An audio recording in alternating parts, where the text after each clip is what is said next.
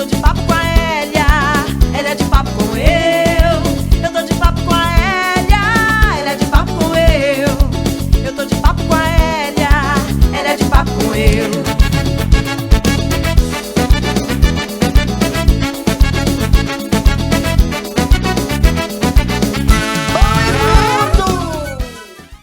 Oi, mundo! Hoje nós estamos aqui com a belíssima intérprete de Libras, Kellen Garcia. Obrigada, querida, por ter aceito o convite de Papo com a Hélia. Seja bem-vinda. Eu que agradeço, Eg. Agradeço aqui a todos que estão assistindo conosco, né? O canal da Eg. Eu já acompanho há algum tempinho.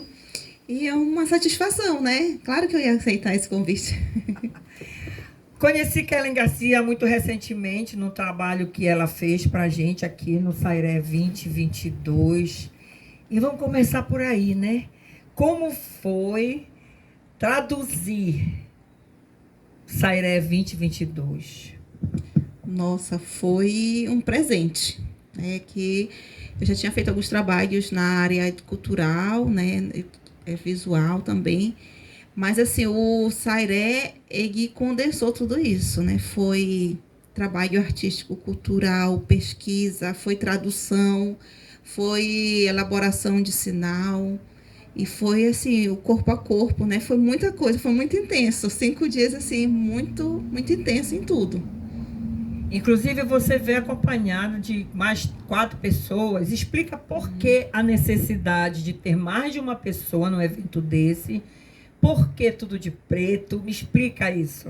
Então, assim, o trabalho do tradutor-intérprete, né, ele começa muito antes da tradução em si, né, daquele presencial. A gente precisa fazer um levantamento, a gente sempre pede, cadê o material, cadê o roteiro, o que tem de música, o que tem de programação, porque a gente precisa fazer o levantamento prévio desse vocabulário, ver o que tem. Então, dentro da língua de sinais, nem todas as palavras tem um sinal específico, a gente precisa fazer esse levantamento. O que não tem, como é um vocabulário muito específico do Sairé, a gente precisou conversar com alguns surdos que moram aqui em Alter do Chão, conversamos com pessoas que são do Sairé, né, que fazem parte dessa construção artística também, para entender qual era o contexto daquele vocabulário. A gente falou, por exemplo, no Boto Cor-de-Rosa da Macucauá, né? Aí, o que é Macucauá? A gente pesquisa, mas o dicionário não diz o que é na essência. A gente precisava conversar, entender e levantar o sinal que a gente ia utilizar. Além disso, o trabalho do tradutor-intérprete, além dessa pesquisa prévia, a gente exige muita questão corporal, a questão física e intelectual. Então, a gente faz um revezamento, em média, 20 minutos que a gente faz, né? É acordado entre os intérpretes, 15 a 20 minutos, para que a gente consiga manter um padrão de tradução, porque o processo tradutório ele é cansativo, ele faz um esforço mental imenso, e aí, como eu falei para vocês, além de ser uma atividade cultural, né, exige também um esforço físico. Então, isso acabou a gente talvez reduzindo esse tempo, acho que para 15 ou 10 minutos, de tamanho exaustão, né, que exigia a tradução. E aí a gente montou, a partir da programação que foi sugerida para a gente, elencada, a gente montou uma equipe de 4 intérpretes. Esse Sairé assim, foi assim, maravilhoso, porque foi a primeira oportunidade que a gente teve de levar a acessibilidade não só para a tradução do Festival dos Botos, né? Mas a gente fez a parte, o ritual tradicional, a gente fez a parte artística lá na praça, a gente fez as bandas locais. Então, foi assim, a gente conseguiu disseminar a acessibilidade em toda a programação. E, Kelly, uma curiosidade que a gente teve durante o festival é assim, por que vocês estavam só com uma cor, né, todo mundo neutro, e sem nenhum tipo de acessório, por exemplo? É porque, assim, a língua de sinais é uma língua visoespacial, né? Então, assim, a gente, por exemplo, nós que somos ouvintes, a gente fala, nossa língua é oral, oral, né? Então, as pessoas não precisam ter a questão visual para fazer se entender.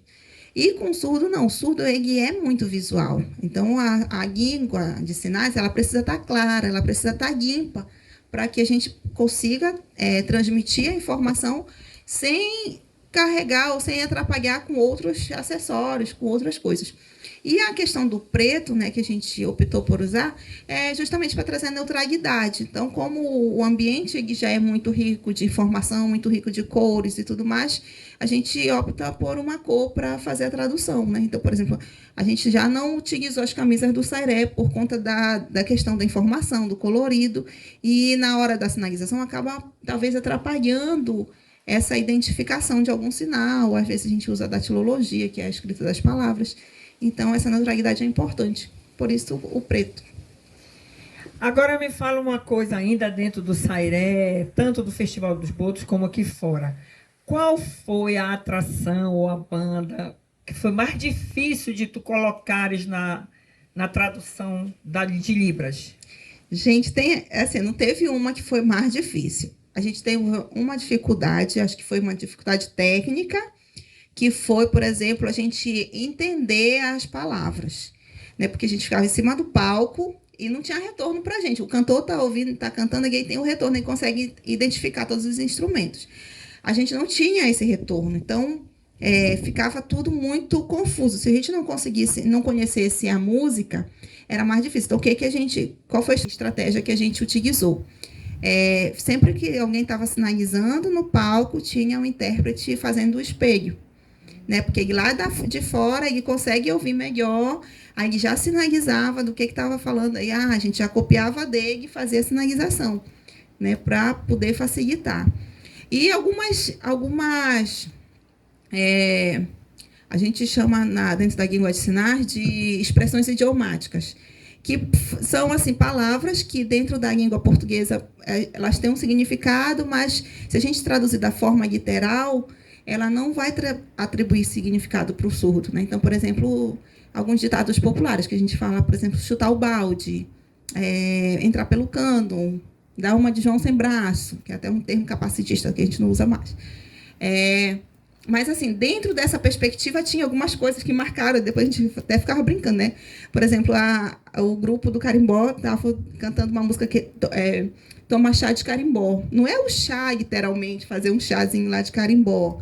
Amazônia em pé, não é a Amazônia que vai ficar de pé. Então, é fazer essas adequações, essas interpretações para que a gente atribua o sentido, né? Foi boto senhor, não é o boto que é um senhor. Então, tinha várias coisas assim, que a gente foi percebendo dentro do processo tradutório. A gente precisa fazer essa adequação para que a interpretação, a gente faz uma tradução, que é essa parte mais teórica da coisa, para que a interpretação ela chegue de forma objetiva e clara para o surdo. Bom, agora vamos dar um retrocesso aqui, né? Você veio da educação infantil e agora é tradutora de Libras. Como foi essa mudança? Por que foi ou por quem foi essa mudança? Então, a vida vai levando a gente, né, alguns caminhos assim que a gente não entende muito bem. Hoje eu estou assim, completamente imersa dentro da área da educação especial, dentro da atividade com pessoas com deficiência. Eu trabalhei como professora realmente, né, acho que um bom período até, inclusive, logo no início da minha formação. Mas assim, eu sempre tive muito afinidade, né, com outras temáticas. E assim, a vida foi conduzindo a gente, né, a entrar. Então, a partir do movimento social mesmo, movimento surdo, que foi me levando a querer me interessar mais sobre a língua de sinais, sobre esses processos tradutórios. E aí foi quando teve a oportunidade de fazer um concurso público, e era uma área que eu já estava iniciando, e foi uma aposta muito grande, né, que eu não tinha essa vivência, não tinha tanta experiência, mas que deu certo, e aí foi onde eu fui me aprofundando, e hoje estou completamente imersa. A minha atividade principal é a questão da tradução e áreas afins, né? Eu tenho uma filha hoje com deficiência também, faz parte de outra associação, que é de pais, de pessoas com deficiência, e a gente assim acaba agregando tudo, não tem assim, como dizer, até aqui é a minha atividade profissional, até aqui é a minha atividade acadêmica, daqui para cá minha atividade particular, pessoal, né? Então, tudo ela faz-se um conjunto. Você é uma pessoa muito nova, é uma mulher bonita, negra. Como é que as pessoas te recebem? A gente chega, né? Como eu estou te falando, a minha vida ela acaba misturando muito essas áreas, tanto profissional quanto pessoal.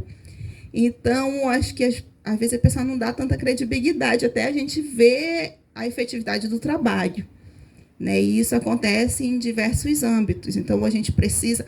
E assim, como mulher, como negra, como profissional, a gente precisa sempre estar muito se autoafirmando, se mostrando presente, se impondo, às vezes, até para a gente ser respeitado, ser visto.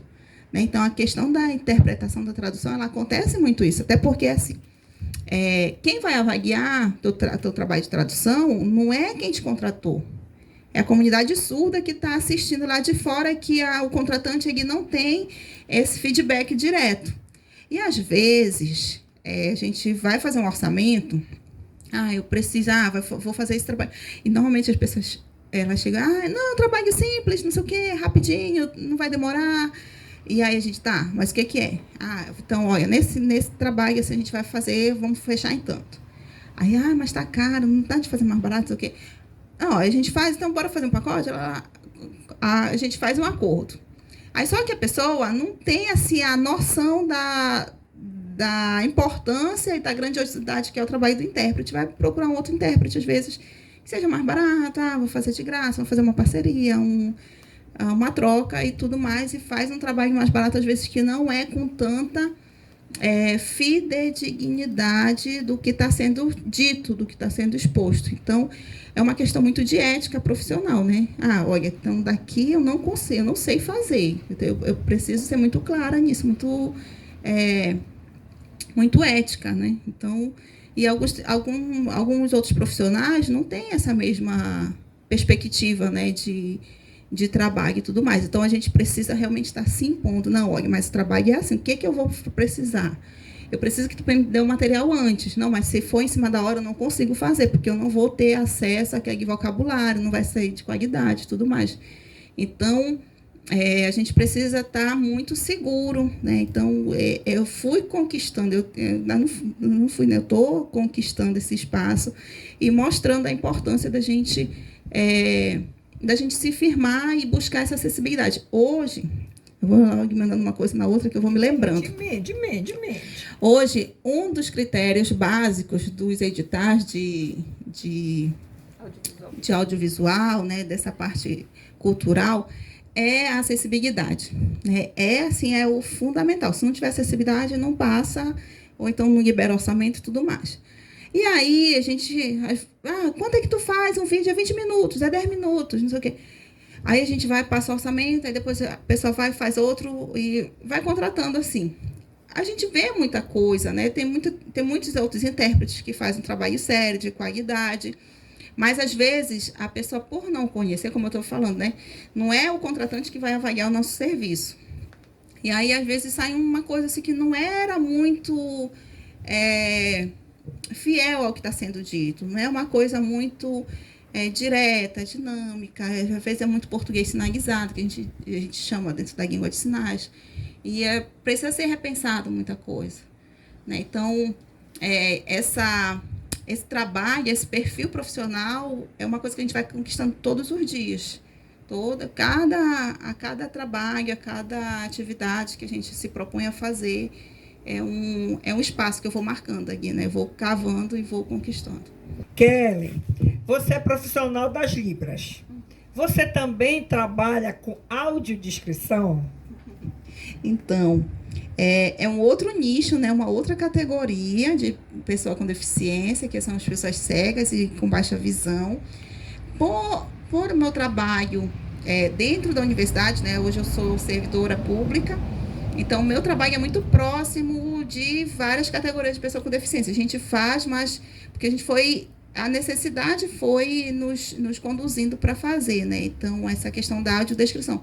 Mas não é o meu ramo de atuação profissional.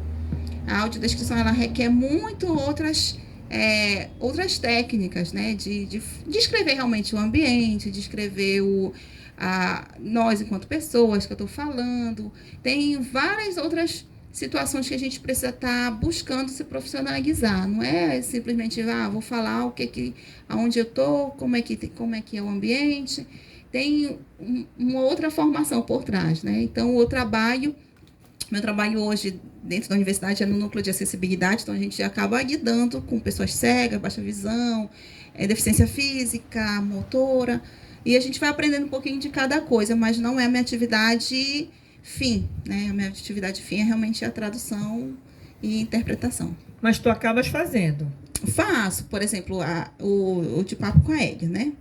Uma situação de acessibilidade nessa audiodescrição era falar como é o ambiente, né? Olha, hoje a gente está aqui no Espaço Cultural Banzeiro, é um espaço muito acolhedor, ele é coberto de palhas, a gente está aqui no fundo, tem algumas...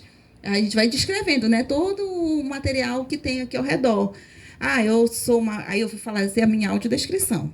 Eu sou uma mulher negra, tenho cabelo cacheado, eu estou vestida com vestido verde, de manga 3/4. Eu vou me descrevendo para que a pessoa cega ela consiga ter essa percepção da amplitude do espaço que a gente está, de como as pessoas que estão falando.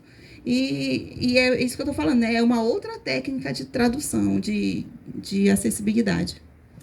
Bom, professora, agora me diga onde a gente pode entrar em contato com você. Então eu tenho um Instagram que eu uso profissionalmente, né? Ele chama Kellen Garcia Libras.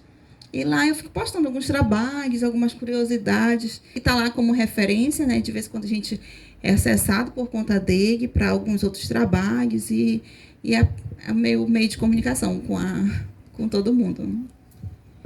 Bom, a outra questão é um pouquinho mais delicada. Políticas públicas de acessibilidade. Me diga, como é que nós estamos? Então, lei a gente tem muito. Lei a gente tem, assim, sobrando aí. Agora, mês de setembro, foi um mês dedicado à luta dos direitos da pessoa com deficiência, né? A gente tem, assim, um calendário cheio de programação, tanto para as categorias de pessoas surdas, quanto pessoas com deficiência diversas, né? Dia 21 de setembro é comemorado o Dia Nacional da Pessoa com Deficiência. E aí a gente tem muitas coisas que a gente foi conquistando a partir de muitas lutas, né? De muitas conversas e negociações. E assim, a gente precisa brigar pela efetividade do que a gente já tem. A questão da acessibilidade da pessoa surda, ela começa lá na escola básica, lá na sala de aula do ensino da educação infantil, né? Precisa que o professor ele tenha domínio da língua de sinais, que ele vá ensinando a criança. A gente está numa política hoje, que é uma política de educação inclusiva. E para a pessoa surda, ela não é efetiva, porque ela contempla o aluno surdo com um professor itinerante, um professor da educação especial, que ele visita a escola 2 vezes por semana, no turno que o aluno está, e esse aluno surdo ele faz atendimento no contraturno 2 vezes por semana também. E aí, essa visita pela manhã, o professor da educação especial ele vai orientar o professor do ensino regular algumas coisas, né? De como ele vai fazer a avaliação, de como ele precisa implementar uma metodologia mais acessível e várias coisas. Só que ele só vai lá, faz uma visita. E o resto da semana, o restante dos horários, o aluno surdo continua sendo surdo e continua desassistido, enquanto os alunos ouvintes estão aprendendo a língua portuguesa, matemática, ciências, história e tudo mais. O aluno surdo está vendo o professor apontando uma outra coisa, quando o professor tem um material didático visual. Quando não, o professor é oralizado, chega lá, fala... Os surdos falam muito isso, né? O professor fica lá falando, eu fico surdo lá, não consigo entender nada. Então, isso soma aí, né, a quantos anos do ensino fundamental, quantos anos da educação básica. Então, ele chega no nível do ensino superior muito defasado de informação. O processo hoje de acesso à universidade pública é muito Aí é muito injusto, que ele vai... Qual é o processo hoje? É o Enem. O Enem tem 90 questões de língua portuguesa. O menino não foi ensinado 50% do que ele deveria aprender em língua portuguesa. E como é que ele vai ser avaliado para entrar numa universidade pública em língua portuguesa? Aí, mas só que hoje a universidade já tem o Enem em Libras. O aluno surdo ele pode solicitar que a prova dele seja audiovisual. Mas aonde que ele foi ensinado em Libras? Ele não teve acesso a esse conteúdo, então isso acaba fechando muitas portas. Então, hoje, a comunidade surda, né, nós que fazemos parte também, a gente está brigando pelo ensino bilíngue, que foi aprovado em 2021. O que contempla o ensino bilíngue? Que seja uma modalidade de ensino. Então, não é que o aluno surdo não queira estar incluso, que ele não queira conviver com as pessoas ouvintes, mas ele precisa que ele seja ensinado desde do alfabeto lá, os primeiros números, seja ensinado em Libras, para que eles tenham as mesmas condições, que sejam ensinado competências e habilidades conforme for também ensinado para os alunos ouvintes. E que assim ele possa ter condições iguais de concorrer a qualquer outra vaga no mercado de trabalho, ensino superior e tantas outras coisas. Mundo, depois que a gente bater esse lindo papo com a nossa queridíssima Kellen Garcia, o que eu vou dizer para vocês? Vem para cá pro canal, porque aqui nós temos inclusão. Muito obrigada, querida. Sucesso para você. Eu que agradeço a oportunidade, né? E qualquer coisa pode chamar, que a gente tá disponível, né? Um dia que quiser, hoje esse vídeo acho que é legal, bora fazer acessível. Me chama que eu vou. Viu, gente? Já consegui uma parceria. Tchau. Obrigada. Até mais.